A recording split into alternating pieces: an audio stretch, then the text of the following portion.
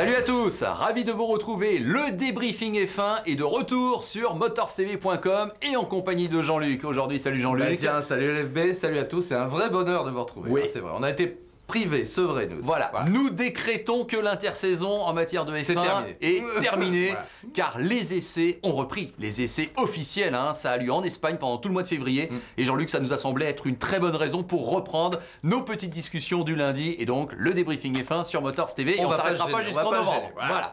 Alors, on va reprendre un petit peu les temps, tu vois que je les ai compilés, je vois que tu as aussi préparé tes petites feuilles. Donc on le sait, c'est Ferrari qui a fait les meilleurs temps avec le dernier jour, Alonso qui a vraiment fait un excellent chrono, mais Massa finalement signe le deuxième meilleur temps de la semaine de Valence la semaine dernière. Faut-il y accorder beaucoup d'importance? Est-ce que Ferrari est d'ores et déjà l'équipe à battre? Alors, y accorder de l'importance, oui. Beaucoup d'importance, non. Alors, toutes les équipes le disent. Bon, le premier élément, naturellement, qui est très important, on le sait cette année, c'est que même si, paradoxalement, la réglementation technique n'a pas beaucoup évolué par rapport à ce qui s'était produit, où c'était une véritable révolution l'année précédente, en gros, et on va résumer là aussi, je crois que c'est important de reprendre les fondamentaux, comme au rugby, les fondamentaux. Alors, le fondamental, c'est que, donc, pas de ravitaillement en carburant cette année. Ça veut donc dire que tous les ingénieurs ont dû concevoir un nouveau châssis complètement. Alors c'est pour ça que les monoplaces d'ailleurs à l'œil elles paraissent très longues, très longues, avec un empattement de l'ordre de 15 à 20 cm, voire plus peut-être pour certaines. Donc parce qu'il a bien fallu loger en gros les 200 litres de carburant, donc 165 kg à peu près de charge supplémentaire. On va y revenir à la charge. Donc ça c'est le premier point. Le deuxième point sont les pneus avant dont la section a été réduite, donc de sorte qu'il y a moins d'adhérence sur le train avant, et donc on retrouve l'expression favorite des pilotes, elle s'ouvre comment? Comme une vache, bien sûr. C'est-à-dire ça c'est l'expression fait pilote. Ça veut dire que l'avant s'en va, l'avant se barre, et le problème c'est de retrouver de l'adhérence sur le train avant. Donc voilà le problème auquel se sont heurtés. Alors, ceci posé, on en revient aux performances. Malgré tout, il vaut mieux rouler vite que pas vite, même si on ne connaît pas la charge en carburant, on ne connaît pas le degré d'évolution, parce que les monoplaces que nous avons vues là, pour la première séance d'essai, ne seront pas, plusieurs équipes l'ont déjà dit, celles que nous verrons à Jerez de la Frontera dans très peu de temps. Il y aura déjà des évolutions. Il y a également l'aspect aérodynamique qui a été conservé secret pour le moment, c'est-à-dire le fameux, alors là maintenant on te parle de millefeuille, donc le fameux double diffuseur, on en est au triple ou quadruple diffuseur. Donc quand on va voir réellement au premier Grand Prix, qu'on va pouvoir détailler la partie arrière, on verra que les extracteurs, à tel point, LFB, qu'on a retrouvé l'adhérence qu'il y avait en 2008, l'appui aéro. Donc les ingénieurs sont vraiment absolument fabuleux. Pour toutes ces raisons-là, on peut dire simplement que les Ferrari sont performantes, qu'elles sont fiables, on ne connaît pas le niveau en carburant, que Massa est dans le coup. Ça, voilà. Et qu'Alonso n'a pas raté non plus son Alonso, entrée. il n'a pas raté son entrée, mais là on peut dire qu'il a remonté comme un parce que je vois, tendu l'Espagnol. 127 tours pour Alonso, rien que le troisième jour. C'est deux grands prix pratiquement d'Espagne qu'il a fait enchaîner. D'ailleurs, tu as noté 37 000 spectateurs présents. Tu me diras, quand il y a la plupart des pilotes en F1, ça vaut le coup, mais ça veut bien dire que là, il y a vraiment un élan populaire exceptionnel. C'était plus que lors du Grand Prix de Turquie, le jour du Grand Prix de l'an dernier en affluence normale. C'est-à-dire qu'en essai privé à Valence, on fait plus que lors du Grand Prix de Turquie l'an dernier. On sait à quel point le double champion du monde de Formule 1, 2005-2006, faut-il le rappeler, parce qu'évidemment tu vas me parler de Schumacher dans un instant, donc a gagné les deux derniers affrontements, donc Alonso-Schumacher, évidemment Schumacher chez Ferrari, c'est Alonso qui l'a dominé, et arrêt de la carrière, de la première partie de la carrière, on va dire, de Michael Schumacher, donc l'arrivée d'Alonso chez Ferrari, tu vois un peu le symbole, bon c'est quand même l'écurie mythique, enfin c'est une évidence absolue. Et puis on sait qu'au sein de l'écurie, les rivalités ne vont faire que s'exacerber entre Alonso et Massa, qui était le taulier jusque-là. C'est étonnant, puisque Raikkonen est parti vers d'autres horizons, qu'on retrouvera sur Motors TV, évidemment, avec le WRC. Voilà. Oui, voilà, on est bien d'accord, vous le savez, mais on vous en reparle à la fin. Bon alors, si, Schumacher, juste avant de t'en parler, les Sauber, Kobayashi, De La Rosa, qui font d'excellents chronos. Bluff ou pas bluff, info ou intox?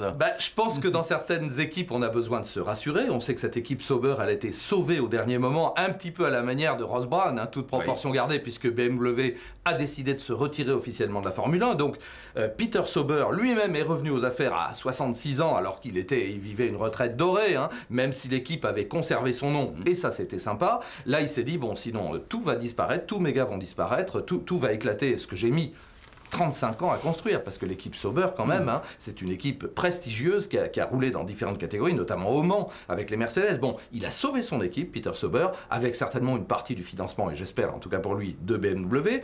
Et là, on avait besoin de se rassurer. Alors, on a sorti Willy Ramph, dans le bon sens du terme, qui est toujours aux affaires en tant que directeur technique.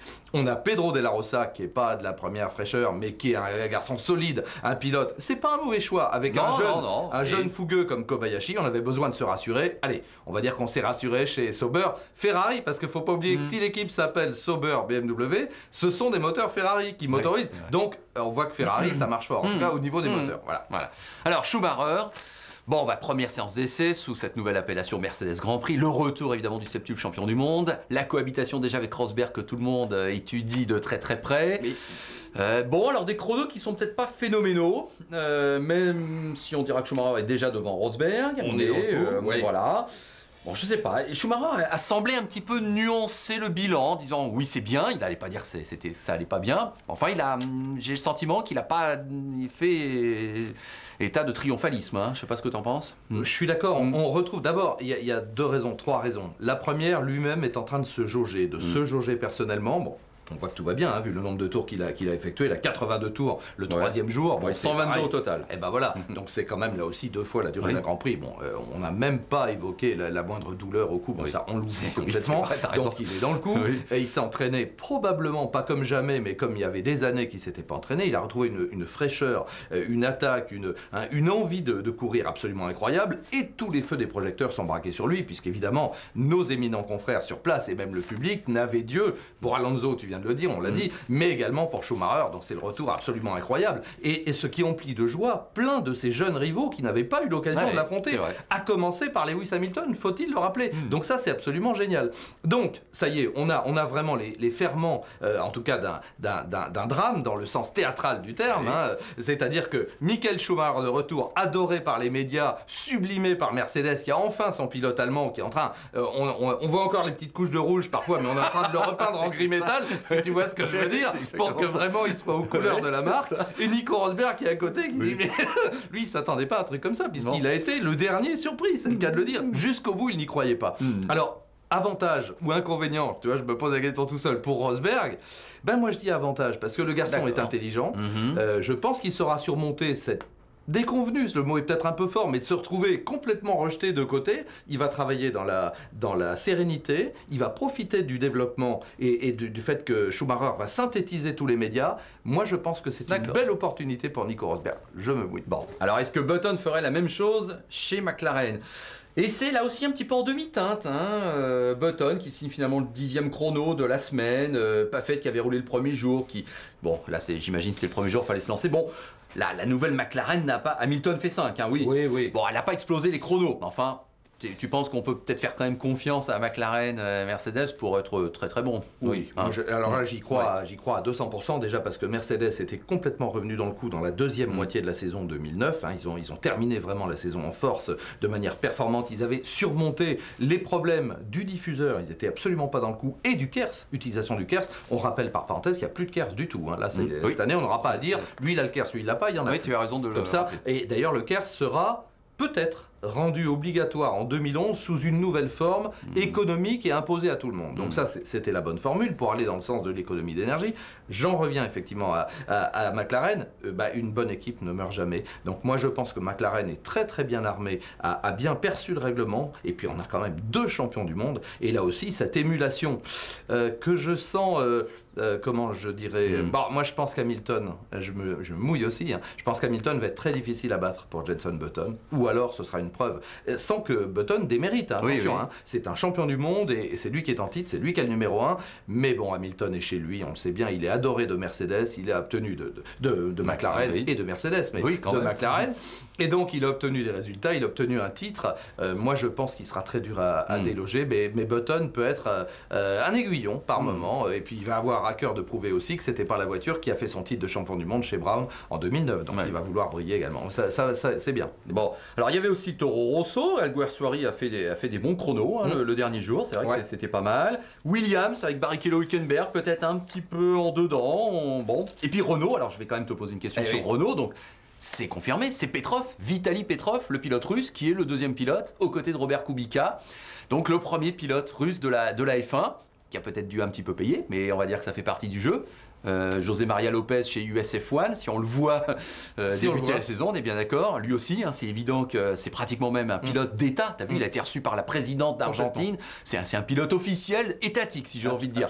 C'est dire qu'il y a certains pays, c'est pas tout à fait comme chez nous. Enfin bref, est-ce que tu as un mot à dire sur Renault, sur Kubica, Petrov? J'ai déjà un mot à dire, un mot terrible, c'est qu'il faut absolument que Renault y arrive cette année. Alors, soyons clairs, hein, si on regarde et la liste et ce qui va se passer, Renault se bat pour la 6e place constructeur. Et je pèse mes mots, je ne les vois pas du tout devant les 5 premiers dont on a parlé, plus Red Bull dont on parle peu pour le moment, parce qu'ils n'ont pas présenté la nouvelle voiture, c'est imminent, ils n'étaient pas là, mais il ne faut quand même pas oublier qu'ils étaient en course pour le titre jusqu'au bout, les 2 pilotes, donc à mon avis Vettel et Weber, on va en reparler très vite. Donc il y a 5 équipes, moi qui me paraissent totalement intouchables pour Renault, on se bat pour la 6e place, j'espère qu'ils vont y arriver, mais là c'est le tournant, parce que là aussi, injection de fonds, etc., recrutement des pilotes, bon Kubica était, j'allais dire, livré avec le package, et tant mieux, c'est un garçon talentueux. Alors Vitaly Petrov, tu le disais, c'est un événement dans la mesure où c'est le premier pilote russe, naturellement, à participer à un championnat du monde de Formule 1, c'est énorme, mais on a appris récemment, même les dernières heures, que c'est son papa lui-même qui vient payer. Alors on connaît à peu près le montant de la bourse, hein, c'est environ 15 millions de dollars. 15 millions. Et qui sont garantis par le papa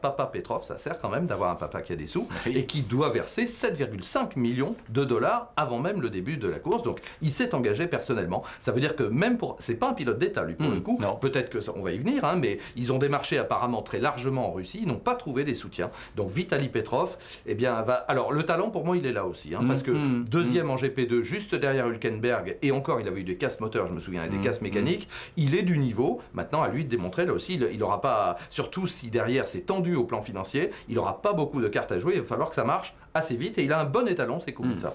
Allez, en 30 secondes, tu réponds pratiquement par oui ou par non. Campos et USF1 seront-ils au départ à Bahreïn? Non, je crois que là, il faut être clair, j'y crois plus, comme tout le monde, malheureusement, je le crains, je le déplore vivement, parce qu'effectivement, moi, ce qui me fait le plus mal, c'est Bruno Senna, hein, j'espère qu'on va le retrouver quelque part, parce qu'avoir à nouveau un Senna, on l'a dit et redit, avoir un Senna sur une grille de départ de Formule 1, j'en ai à nouveau les poils qui s'en dressent, donc j'espère que Bruno pourra se recaser, mais quand on regarde la grille, maintenant, ça va être compliqué. Donc malheureusement, alors, évidemment, est-ce que Stéphane Grand Prix, la nouvelle équipe serbe va apparaître sur les ruines un peu de Toyota? J'espère que oui, parce que j'espère qu'on va avoir le plein. On attend 26 monoplaces sur la grille, j'espère qu'on aura les 26. En tout cas, Virgin et Lotus, ça va être bon là. C'est bon. Virgin a déjà fait rouler un peu sa voiture et Lotus va la présenter. Je crois qu'il n'y a pas de problème. Ils ont un timing extraordinairement serré, mais je pense qu'ils sont là. RRS, cette semaine, les essais se poursuivent. On annonce de la pluie.